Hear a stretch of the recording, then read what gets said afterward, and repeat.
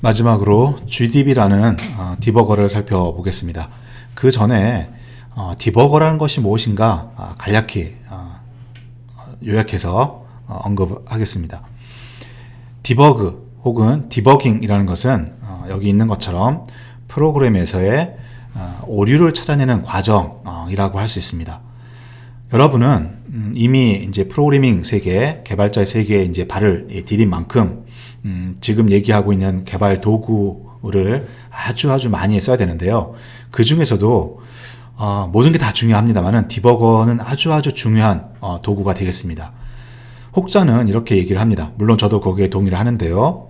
여러분이 코드를 타이핑해서 만드는 시간보다 사실 디버깅하는 시간이 훨씬 더 개발 과정 중에는 많이 차지하고 있다고 합니다. 사실이고요. 제가 경험한 프로그래밍에서도 정확한 수치를 제가 로깅 해보지는 않았지만 프로그램 설계하고 코딩하는 게 30%의 작업이 걸린다면 나머지 70%는 디버깅하는 과정이라고 해도 과언이 아닙니다. 즉 2배 이상이 걸리는 거죠. 그만큼 프로그램 크기가 커지면 커질수록 사람은 프로그램 소스 안에 완벽하지 않은 문제를 담아놓기 십상이고요. 그것을 잘 찾아서 오류를 제거해야 됩니다. 그런데 그게 작은 프로그램에서는 다시 내가 소스를 정독해서 보면 보이게 되겠지만 커질수록 아무리 들여다본다 하더라도 그 버그를 찾기는 매우 어려운 작업이 되겠습니다. 그래서 디버거라는 게 꽤 중요한 툴이고요. 이런 디버거는 도대체 어떤 기능을 가지고 있길래 사람이 프로그램에서 오류를 찾는 데 도움을 주느냐, 프로그램에서 문제가 있는 부분을 자동적으로 찾아서 사람한테 알려주느냐, 이렇게 볼 수도 있겠지만 사실 디버거는 문제를 직접적으로 찾아주지는 않습니다. 단지 프로그래머가 그 문제를 찾는데 부가 정보를 제공해 줌으로써 약간 도와주는 것이죠. 그래서 디버거라고 해서 문제를 다 없애주는 그런 만능이 아니고 이것을 잘 이용해서 결국은 사람이 문제를 찾는 것입니다. 그래서 디버거의 가장 기본적인 기능이라고 하면 프로그램을 실행을 하되 아주 느리게 실행할 수 있는 기능을 제공합니다. 한꺼번에 쭉 실행돼 버리면 어디서 문제가 발생하는지를 사람이 찾기가 힘듭니다. 그래서 CPU가 명령어 하나하나를 실행하듯이 사람 눈에 실행하는 속도로 보여주게 되겠습니다. 그것을 스텝 익스큐션이라고 얘기를 합니다. 그리고 또 그렇게 함으로써 우리가 이제 문제를 찾아볼 수는 있는데 전체 프로그램을 이렇게 느리게 실행하면은 어떤 특정한 문제가 있는 한두 군데만 문제가 있는 것이고 그 외의 부분은 문제가 없는 것인데 문제가 없는 부분조차도 아주 느리게 실행함으로써 실제 CPU가 실행하는 속도의 10만 분의 1, 100만 분의 1 속도가 돼서 우리가 문제가 있는 곳까지 찾아가는데 실제 프로그램은 10초 걸리지만 디버거로 실행시키면은 하루 이상이 걸리는 이런 어이없는 상황이 발생할 수 있습니다. 그래서 천천히 실행해 주는 기능 플러스 내가 원하는 지점까지는 빠르게 실행하는 기능까지도 디버거는 제공해주고 있습니다. 그것을 우리는 브레이크 포인트 기능이라고 얘기합니다. 즉 우리가 프로그램의 어떤 부분에 브레이크 포인트라는 것을 딱 설정을 해두게 되면 그 지점까지는 정상적인 프로그램의 실행 속도로 실행을 하고 그 지점 이후부터 어떤 사용자의 의도에 따라서 한 단계씩 CPU가 하나하나 처리하듯이 실행해 줄 수 있다는 것입니다. 그 다음에 또 이것만 봐서는 프로그램의 실행 결과를 외부로 드러나는 것만 볼 수 있기 때문에 내부에서 얼마나 더 복잡하게 동작해서 문제가 발생하는지를 알 수가 없습니다.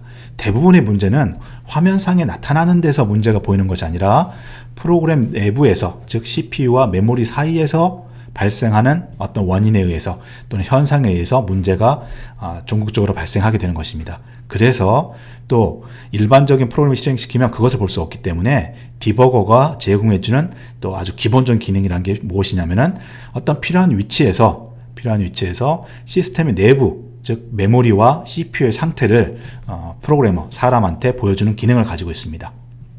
그게 메모리와 레지스트 값을 확인해주는 이런 기능이라고 할 수 있는 것이죠. 즉 디버거라는 것은 프로그램의 문제를 자동적으로 네가 찾아서 사람한테 알려주는 것이 아니라 결국은 사람이 찾아야 되는데 사람이 소스를 들여다본다거나 또는 프로그램을 한 번 실행시키고 두 번 실행시키고 이렇게 실제 실행시키면서 그것을 찾는 것은 매우 어려운 작업이 되겠습니다. 그래서 프로그램을 문제가 있을 만하다고 짐작되는 곳까지는 그대로 실행시키고 그 부분에서 문제가 있을 만한 부분에서는 CPU가 명령어 하나하나 실행시키는 것을 사람이 이해할 수 있는, 사람이 쳐다볼 수 있는 속도로 느리게 실행시키시는 기능, 그리고 그 단계마다 CPU 내부에서 또는 메모리에서 이 프로그램은 어떤 정보를 가지고 지금 동작하고 있는지를 보여주는 기능, 이 세 가지 기능이 디버거의 가장 기본적인 기능이고, 이것은 디버거의 기능이다 라고 우리가 이해하고 외우는 게 중요한 것이 아니라 바로 이런 기능이 무엇인가를 이해하는 것이 곧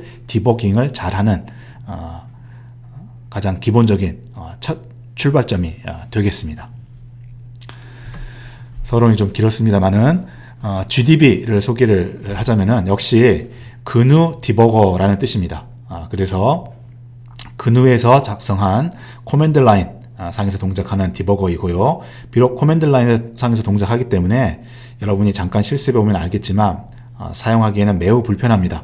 명령어, 디버깅을 위한 명령어 하나하나를 다 알고 있어야지 작업을 할 수 있는 그런 디버거인데, 그 기능만큼은 디버거의 기본 기능으로부터 해가지고 현재 나와 있는 대부분의 디버거에서 제공되는 모든 기능을 다 담고 있는 아주 뛰어난 디버거가 되겠습니다.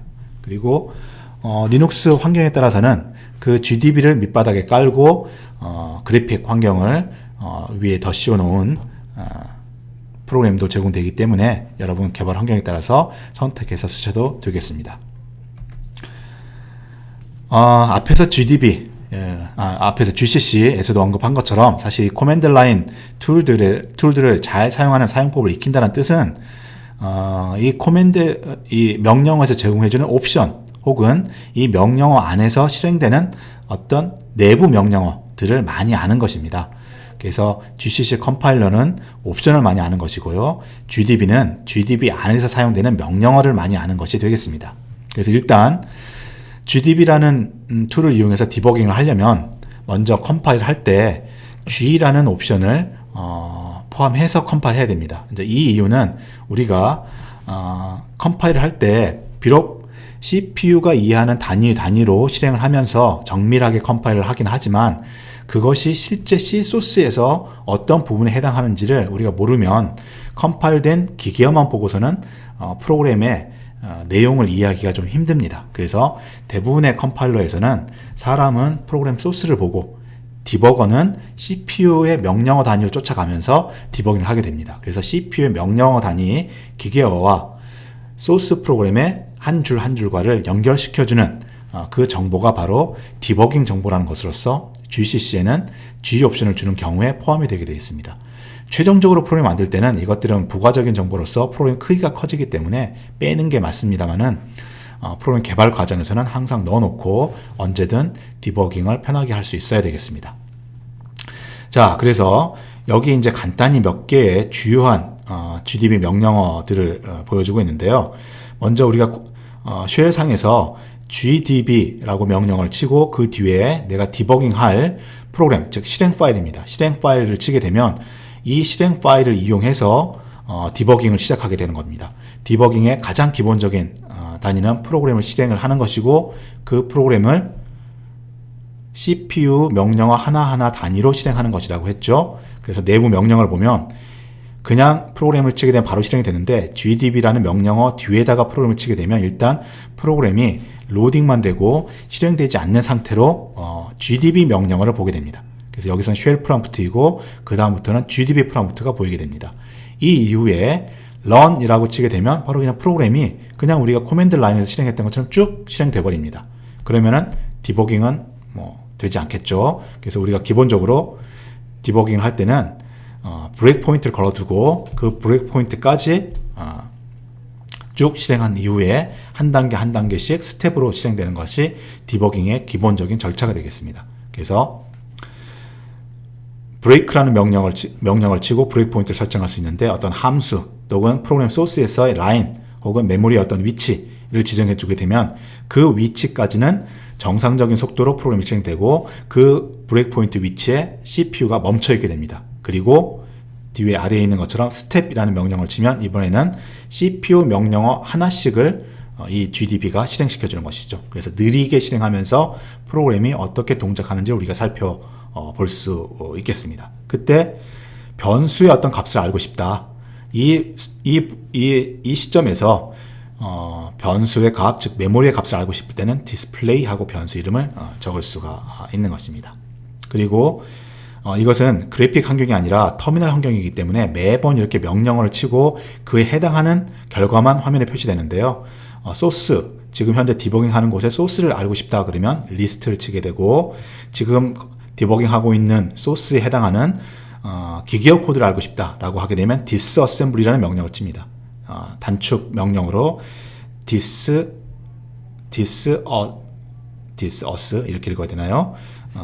as까지만 치고, 또 역시 함수 이름 또는 메모리 주소라는 것은 그 프로그램이 들어가 있는 곳에 한 줄 한 줄 이제 기계어 명령어가 들어갈 텐데, 그 기계어 명령어가 어디 들어가 있는지 그 메모리 주소를 치게 되면 그 주소부터 쭉 뒤에 있는 기계어 코드들이 어셈블리로 보여지게 되겠습니다. 자, 이런 식으로 하게 되면 프로그램을 브레이크 포인트로 설정해놓은 위치까지 쭉 실행을 시켰다가 한 줄 한 줄을 CPU 한 줄 한 줄을 따로 천천히 실행시키면서 변수들이 어떤 값을 변하고 있는지를 보게 되고, 이 위치에서 변수 값이 내가 의도하는 변수 값이 아니다 라고 하게 되면 어떤 문제가 있겠구나 라고 하고 버그를 발견할 수 있게 되는 것입니다. 그리고 작업이 다 끝나면 quit라는 명령어로 GDB를 끝내게 되는 것이죠. 여기 적혀져 있는 명령어가 바로 디버깅을 하기 위한 가장 기본적인 명령어들이고요. 뒤에 이제 소개되고 있는 명령어들이 GDB 이것들에 추가해서 또 많이 사용되는 명령어들의 예가 되겠습니다. 물론 GDB의 전체 명령어는 이보다 훨씬 많지만 우리 그 수업 자료에서 강의 자료 슬라이드 제공해 주는 것처럼 프로그램을 실행시키기 위한 명령어들, 그다음에 브레이크 포인트에 관련된 명령어들, 그다음에 메모리 값을 확인하기 위한 명령어들, 그다음에 프로그램 코드, 소스 코드를 보기 위한 명령어들, 이 정도를 여러분이 쓸 줄 안다면 GDB를 통해서 어떤 프로그램 디버깅 하는데 큰 문제는 없을 거라고 생각합니다. 그래서 수업 시간에 시간이 우리한테 허용되는 대로 여기 있는 명령어들을 살펴보도록 하겠습니다.